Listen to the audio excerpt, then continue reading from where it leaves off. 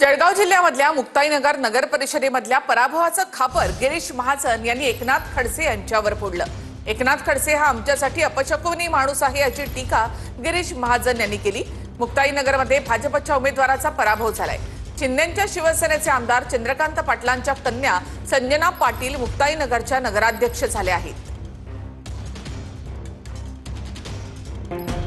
मुक्ताईनगर नगर परिषदेच्या पराभवाचं खापर गिरीश महाजन यांनी एकनाथ खडसेंवर फोडलंय। एकनाथ खडसे हा माणूस आमच्यासाठी अपशकुन ठरला अशी टीका गिरीश महाजनांनी केली आहे।